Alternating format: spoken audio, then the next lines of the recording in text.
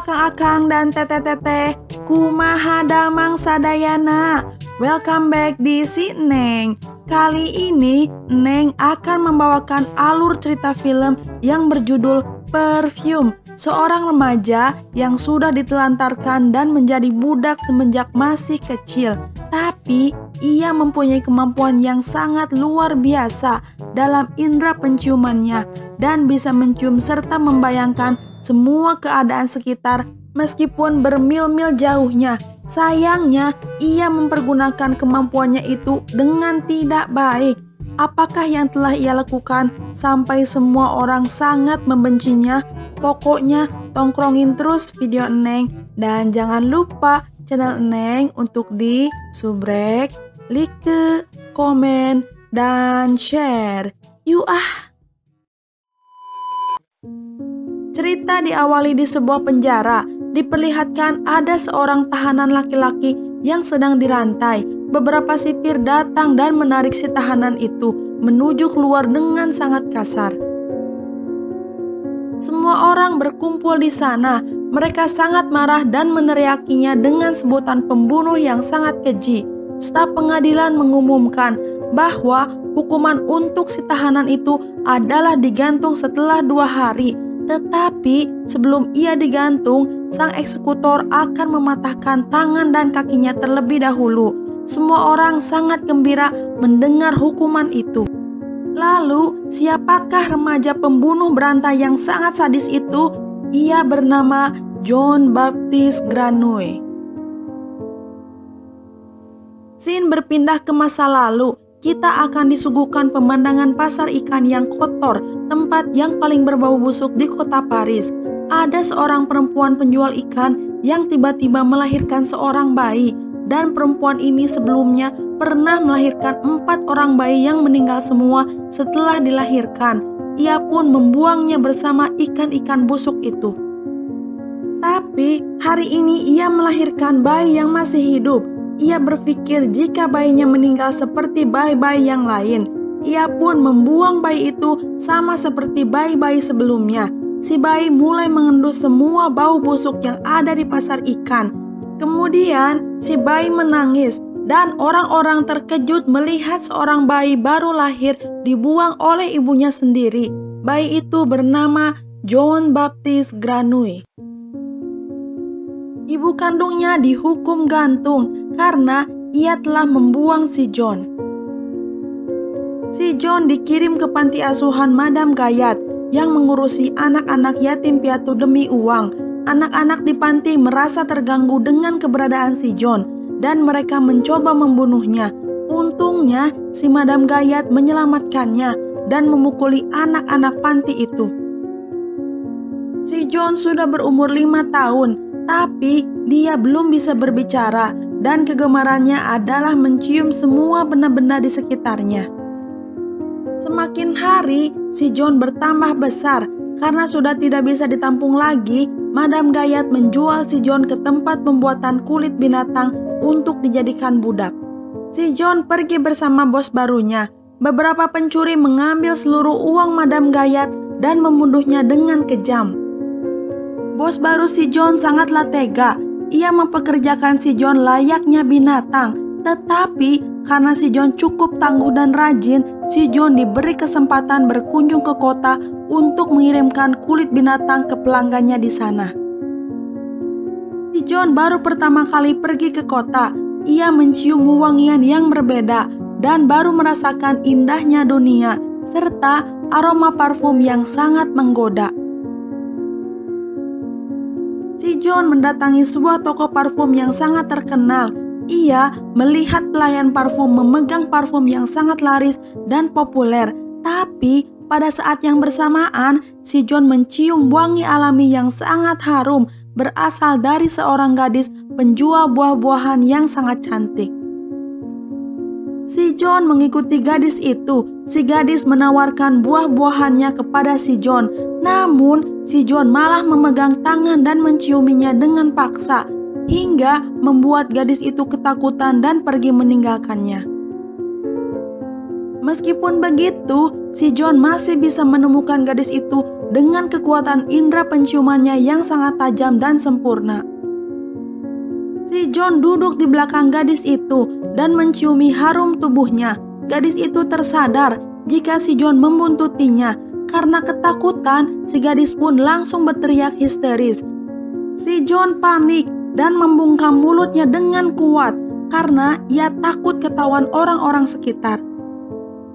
Setelah mereka pergi, si John melepaskan cengkraman tangannya. Tapi sayang, si gadis itu sudah meninggal kehabisan nafas. Si John penasaran. Ia tidak bisa mencium aroma harum tubuh si gadis lagi. Dia bingung kemana perginya aroma harum itu. Di sisi lain, dia sangat menyesal dan sedih dengan apa yang sudah ia perbuat dengan tidak sengaja.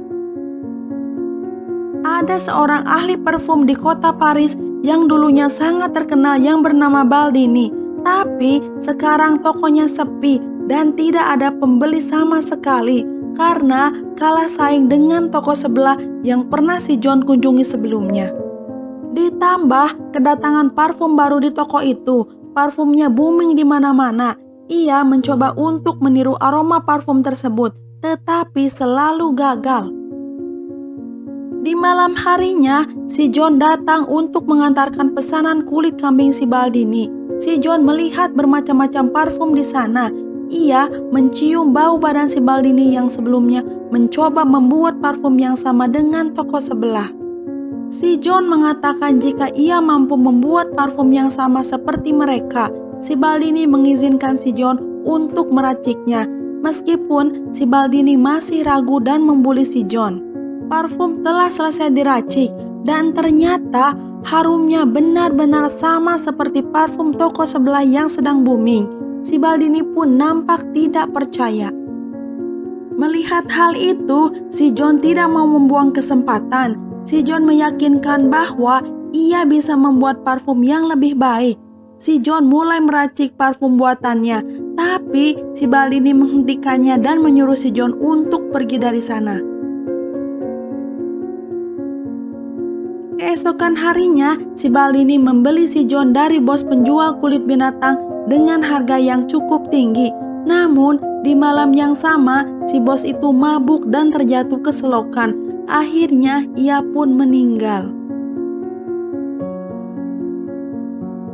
Singkat cerita, si Baldini dan parfumnya menjadi sangat terkenal di seluruh Paris karena kemampuan si John dalam meracik parfum yang fenomenal. Si Baldini mengajarkan si John tentang rahasia membuat parfum. Dia berkata, setiap parfum mempunyai 3 esensi dasar, di mana setiap satuannya terdapat 4 esensi, yang artinya total ada 12 esensi yang bisa dibedakan oleh manusia dengan mudah. Si Baldini melanjutkan, tidak akan ada seorang pun di dunia ini yang bisa menemukan esensi aroma ke-13 yang sangat menakjubkan, karena itu hanyalah legenda. Si John begitu emosional, dia berpikir dia akan mampu menemukan esensi ke-13.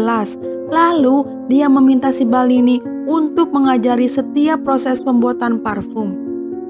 Si Baldini mengajarkan si John untuk memproses 10.000 bunga mawar menjadi minyak wangi dasar dalam sebuah botol kecil dengan menggunakan mesin khusus yang diciptakannya.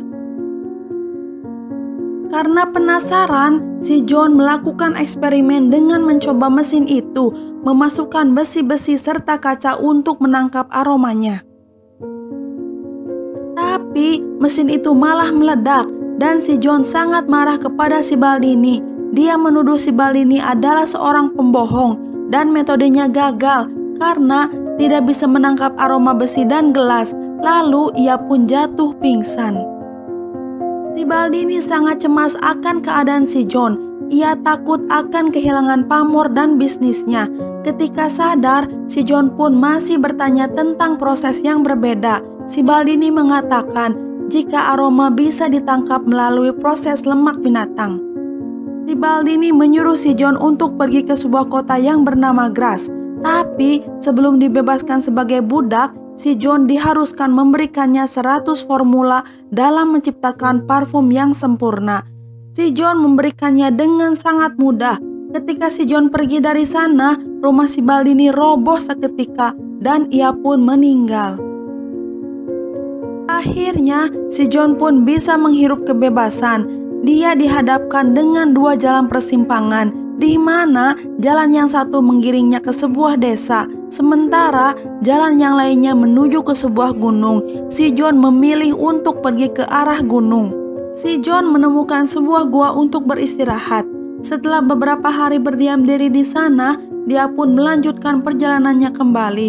Di tengah perjalanan, dia mencium aroma wangi yang sama seperti gadis penjual buah-buahan sebelumnya. Ia melihat seorang gadis yang sangat cantik berada di dalam kereta. Si John mengejar kereta itu dan datang ke Graz. Si John masih tetap mengikuti gadis itu. Ia pun masuk ke istana milik seseorang yang sangat kaya raya bernama Richie dan anak gadisnya yang bernama Laura. Dia adalah gadis tercantik di kota Graz. Si John bekerja di sebuah perusahaan pembuatan parfum. Bos laki-laki si John kurang menyukainya. Psikopatan si John mulai muncul, di mana si John memulai percobaannya dengan seorang perempuan yang bekerja bersamanya. Ia membunuhnya dan memasukkan mayatnya ke dalam tank yang berisikan lemak binatang, tetapi percobaannya gagal. Dalam percobaan kedua, si John menyewa seorang kupu-kupu malam. Si John mengoleskan lemak binatang dan membalutnya dengan kain. Si kupu-kupu malam bingung dan menjadi marah. Tiba-tiba, si John membunuh si kupu-kupu malam tersebut, membalut badannya dengan kain dan lemak binatang, serta mencukur habis rambutnya. Si John mencoba meneteskan parfum buatan pertamanya, dan benar saja, anjing si kupu-kupu malam langsung datang menghampirinya. Di ulang tahun si Laura, semua perempuan dan laki-laki bermain petak umpet. Si John tidak menyia-nyiakan kesempatan itu untuk membunuh si Laura. Untungnya, si Laura masih selamat, melainkan dua gadis kembarlah yang menghilang dan dibawa oleh si John. Terlihat, si John sedang membuat dua botol parfum koleksi pertamanya dari tubuh gadis kembar itu. Keesokan harinya, kedua gadis kembar ditemukan mati terapung di sebuah sungai dengan kepala botak. Setelah kejadian tersebut, satu persatu gadis di kota itu diculik dan dibunuh dengan cara misterius. Kepanikan pun terjadi. Orang-orang mulai mengunci semua rumahnya untuk menyelamatkan gadis-gadis ting-ting mereka. Sementara, si John sibuk meracik 12 botol kecil dan mencampurnya. Si John masih merasa belum puas dan masih butuh satu botol lagi untuk membuat parfum yang sempurna. Itu berarti ia harus membunuh si Laura untuk dijadikan parfum yang terakhir. Di gereja, orang-orang sedang berkumpul dan mendengarkan ceramah seorang pastor. Si pastor dan semua orang di sana mengutuk perbuatan orang yang telah membunuh gadis-gadis ting-ting di desanya. Lalu, ada seseorang masuk ke gereja dan mengumumkan bahwa si pembunuh berantai itu sudah tertangkap dan ia mengakui semuanya. Pastor dan semua jemaahnya ikut bersorak dengan sukacita. Tapi ayah si Laura bersikeras jika dia bukan pembunuh yang sebenarnya. Dilihat dari latar belakang dan cara membunuhnya yang sangat berbeda, ia yakin pembunuh berantai itu masih bebas berkeliaran. Karena sangat khawatir atas keselamatan putri satu-satunya, si Richie memutuskan untuk pindah ke kota lain. Namun, si John dengan penciuman tajamnya tahu jika si Laura akan pergi jauh. Si John pun langsung melacak keberadaannya. Pada saat yang bersamaan, anjing milik si kupu-kupu malam menemukan mayat-mayat korban si John yang dikubur di tanah tempat dia bekerja. Polisi menggali dan mengumpulkan semua tengkorak gadis-gadis ting-ting itu. Mereka pun tiba di penginapan. Si Richie menyewa seluruh kamar hanya untuk keselamatan si Laura. Si John tiba di tempat penginapan pada malam hari dan sudah tahu keberadaan si Laura. Ayahnya mengunci pintu kamar si Laura dan menyimpan kunci itu bersamanya. Terlihat si John sedang mempersiapkan bahan-bahan untuk membuat parfum baru. Ia masuk ke dalam penginapan dengan santai dan tidak ada seorang pun yang terbangun. Ketika akan masuk ke kamar si Laura, pintunya terkunci dan si John mengambil kunci itu di kamar ayah si Laura. Ketika akan membunuh si Laura terbangun dan menatap muka si John. Keesokan harinya, ayahnya mengambil kunci kamar dan membukakan pintu. Alangkah terkejutnya ia, si Laura sudah meninggal dengan keadaan seperti gadis-gadis ting-ting lain sebelumnya. Si John berhasil membuat parfum dari tubuh si Laura dan mencampurkannya dengan parfum yang ia racik sebelumnya. Pada saat yang bersamaan, polisi datang dan menangkap si John. Di dalam sebuah ruangan, ketika si John sedang disiksa, ayah si Laura bertanya mengapa ia membunuh si Laura. Dengan santai, si John mengatakan jika ia membutuhkannya. Semua orang berbondong-bondong datang, ingin melihat si John pembunuh berantai pengoleksi parfum dari tubuh manusia. Sang algojo tiba dan bersiap untuk mematahkan tulang-tulang si John. Sekarang si John berada di dalam bui seperti adegan pertama yang diperlihatkan sebelumnya. Si John ternyata menyimpan parfum tersebut dan menyembunyikan di tangannya. Lalu ia pun membuka tutup parfum dan semua penjaga mulai terlena. Pastor gereja datang untuk ikut menyaksikan si John. Sementara si John meneteskan parfum itu di sapu tangan dan mengusapkan di pelipisnya. Ia datang dengan kereta kencana layaknya seorang raja. Ketika turun dari kereta, semua orang menatapnya dengan takjub dan bersimpuh di hadapannya, termasuk si algojo yang kuat. Ia pun ikut berlutut dan mengatakan jika si John tidak bersalah. Si John mulai mengibaskan sapu tangannya ke udara. Semua orang terlena dibuatnya, sampai-sampai si pastor mengira jika si John adalah seorang malaikat.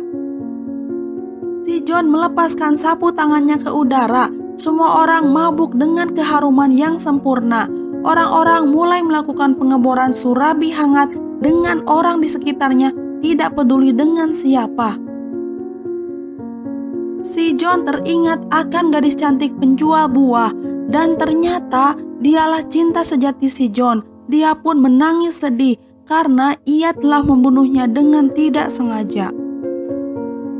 Si John pergi menuju Paris dan ia masih mempunyai cukup banyak parfum di tangannya.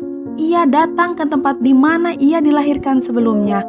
Ia melihat orang-orang miskin yang sedang bersedih. Si John pun menumpahkan seluruh parfum itu ke kepalanya dan semua orang di sana mengira si John adalah seorang malaikat.